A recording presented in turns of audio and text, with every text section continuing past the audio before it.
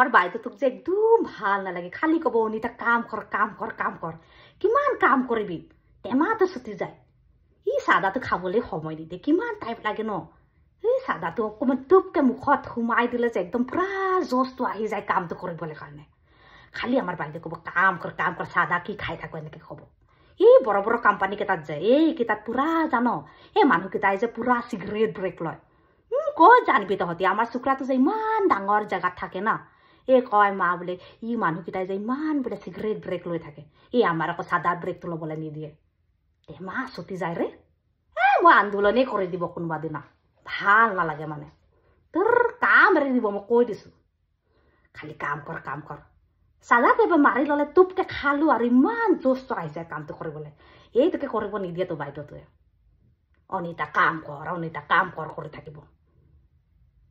তোৰ ভালেই নালাগা হৈছে ৰে জীৱনটো একদম ভাল নালাগা হৈছে জীৱনটো